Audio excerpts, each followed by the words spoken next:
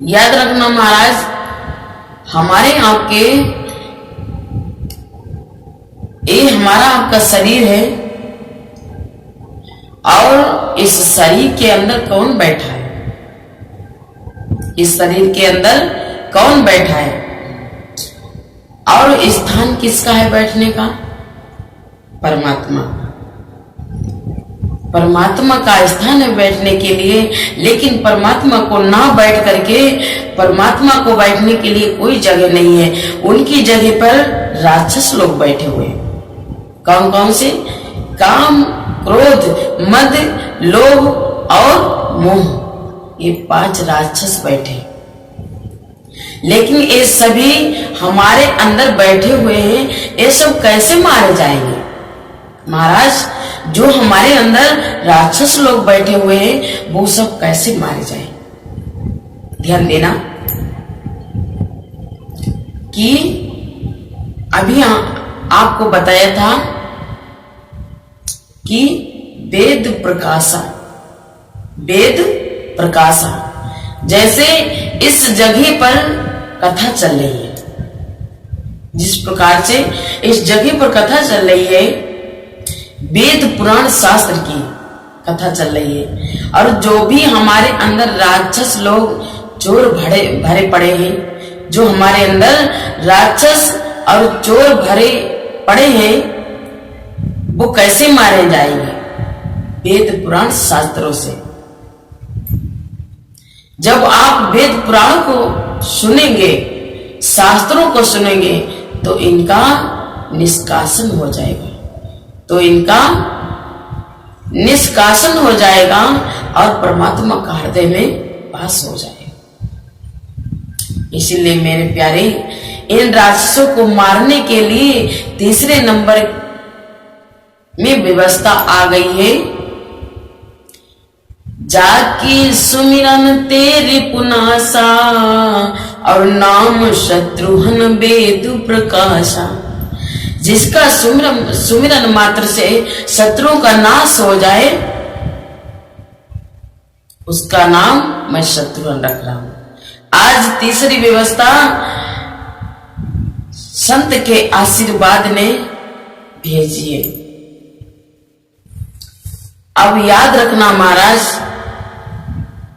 आपको आनंद भी मिलता रहे और भरपेट भोजन भी मिलता रहे, और राक्षसों से भी सुरक्षा मिल जाए,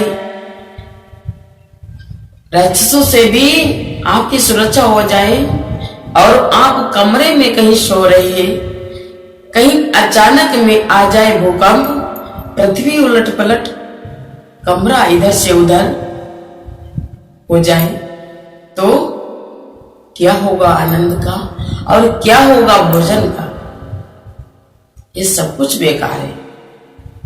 तो याद रखना महाराज, इस व्यवस्था की तैयारी के लिए आज भगवान ने किसको भेजा है? इस व्यवस्था की तैयारी के लिए किसको भेजा है? कि लक्षण धाम राम प्रिय सकल जगत आधार, गुरु वशिष्ठ ते राखा लक्ष्मण नाम उदार। इस पृथ्वी को संभाले कौन रखा है? इस पृथ्वी को कौन संभाले रखा है? शेषनाग जी। इसीलिए शेषनाग के रूप में लक्ष्मण जी आ गए। आज इस तरीके से प्रेम के साथ में गुरुदेव ने नामकरण किया है, और बहुत सी दान दक्षिणा दी है महाराज दशरथ ने गुरुदेव वशिष्ठ को, और प्रेम के साथ में गुरुदेव को विदा किया है। इधर गुरुदेव चले गए, लेकिन गौर करना, पहले जैसे पुत्रों का गुण हुआ करता था, पहले जैसे पुत्रों का गुण हुआ करता था और वैसे ही नाम रखे जाते थे। लेकिन याद रखना महाराज, आजकल हमारे समाज में ऐसे ऐसे नाम रखे जाते हैं जिसके कारण हम आपका धर्म नष्ट हो जाता है, हम आप धर्म से वंचित हो रहे हैं। लेकिन याद रखना मेरे प्यारे, जरा गौर करना, एक किसान था, बहुत ही बड़ी सुंदर प्रवृत्ति का था, लेकिन महाराज अगर उस किसान के यहाँ कोई भी साधु संत आ जाता था तो बड़ी आसानी के साथ में वो सेवा करता था। लेकिन याद रखना उसके 4 बेटे थे, उसके 4 बेटे थे। एक का नाम था टूटी और दूसरे का नाम था सड़े, तीसरे का नाम था बासी और चौथे का नाम था पिंचल। बताओ कैसे कैसे नाम रखे जाते हैं। तो उस किसान के 4 बेटों के नाम थे, एक का नाम था टूटी, दूसरे का नाम था सड़े और तीसरे का नाम था बासी और चौथे का नाम था पिंचल। ये 4 बेटे थे किसान के। लेकिन महाराज याद रखना, एक दिन की बात है, किसान के यहाँ एक संत महाराज जी आए। जब किसान ने देखा बाबा जी आ गए, सोचा बाबा जी आए हैं, इसके लिए बैठने की व्यवस्था की जाए, इनके लिए बैठने की व्यवस्था की जाए। तो उसी समय आवाज लगाइए, बेटा टूटी खटिया लाओ। क्या बोला? बेटा टूटी खटिया लाओ। आज जैसे ही किसान ने आवाज लगाई है, बेटा टूटी खटिया लाओ, क्योंकि मेरे प्यारे किसान के बेटे का नाम था टूटी। लेकिन आज संत भगवान ने जैसे ही सुना है कि टूटी खटिया लाओ, बाबा ने सोचा अरे टूटी खटिया, हड़बड़ा के नीचे गिरूंगा। तो बाबा ने कहा बेटा मैं संत हूं, मैं खटिया हटिया पे नहीं बैठता हूं, जमीन पे ही आसन लूंगा, जमीन पर ही आसन लगा लूंगा, तुम चिंता मत करो। आज प्रेम के साथ में बाबा ने आसन लगा लिया, बैठ गए। किसान ने सोचा बाबा जी का स्वागत किया जाए, तो इसीलिए फिर अपने बेटे को बुलाया है, आवाज लगाई, बेटा सड़े फल लाओ, बेटा सड़े फल लाओ। तो आज बाबा जी ने जैसे ही देखा, जैसे ही किसान की आवाज सुनी है, बाबा विचार करने लगे, सोचा सड़े फल खा लूंगा, बीमार हो जाऊंगा, हॉस्पिटल में दवा कराते कराते खटिया खड़ी बिस्तरा गोल हो जाएगा, अरे इसलिए मैं फल कुछ नहीं खाऊंगा। आज आवाज लगाइए कि बेटा मैं खाना कुछ नहीं खाऊंगा, फल कुछ नहीं खाऊंगा, अभी मैं पड़ोस के गांव से खा करके आ रहा हूं, मेरा कुछ स्वास्थ्य नहीं सही है, इसलिए मैं कुछ नहीं खाऊंगा। आज बाबा ने बताया है कि बेटा मुझे भूख नहीं लगी है, और जब भूख लगेगी तब मैं बता दूंगा। लेकिन याद रखना महाराज मेरे प्यारे, धीरे धीरे आज किसान ने सोचा है कि भंडारा तैयार किया जाए।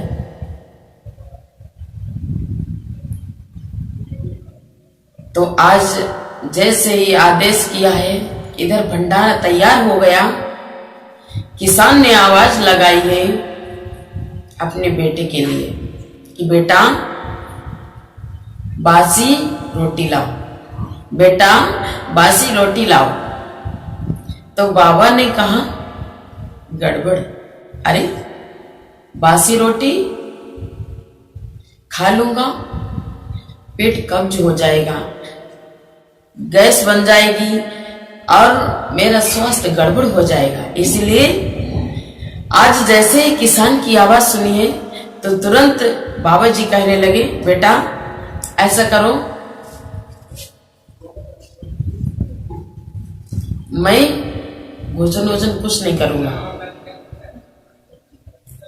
मैं भोजन कुछ नहीं करूंगा, मेरे पेट में कब्ज हो गया है, गैस बन गई है बड़ी तेज से और अभी मुझे भूख नहीं लगी है, जब भूख लगेगी तो मैं खा लूंगा। किसान ने कहा ठीक है, विश्राम करो बाबा। आज बाबा जी ने कुछ देर विश्राम किया। फिर विश्राम करने के बाद में किसान से बाबा ने कहा कि बेटा ऐसा करो, अच्छा अब मैं चलने की तैयारी कर रहा हूं, क्योंकि इस पड़ोस के गांव में मेरे कुछ मिलने वाले लोग बैठे हुए हैं मेरे इंतजार में, तो मैं चलता हूं, उनसे भी मुलाकात हो जाएगी। तो उसी समय किसान कहने लगा, बाबा जी रुक जाइए महाराज, आप पैदल जाएंगे तो चलते चलते परेशान हो जाए, और अभी अपने बेटों को बुला लेता हूं और वो साइकिल पे बिठाल करके जहां आप जाना चाहेंगे वहां पे छोड़ देगा, चिंता मत करो, अभी अपनी बेटी के साथ में भेज दूंगा। उसी समय बेटे को आवाज लगाई है किसान ने कि बेटा पिंचर साइकिल लाओ, बेटा पिंचर साइकिल लाओ। और जैसे ही बाबा ने सुना है पिंचर साइकिल, अरे तो बाबा ने सोचा जब हवा भरी होती है तब तो चलाया नहीं चलती है, और जब पिंचर होगी खड़बड़ा के गिरूंगा, हड्डी पसलियां सब टूट जाएगी, बराबर हो जाएगी। इसीलिए बाबा ने इनकार कर दिया, बेटा मैं पैदल ही यात्रा करता हूं। जय सिया राम। आज बाबा जी तो चले गए वहां से, लेकिन आज किसान का अतिथि धर्म नष्ट हो गया, क्योंकि बाबा जी द्वार से विमुख चले गए। इसीलिए बताया गया है कि अतिथि विमुख द्वार से जाई, तो जीवन का पुण्य नशाई। अतिथि विमुख द्वार से जाई, अब तो जीवन की पुण्य नशाई। आज मेरे प्यारे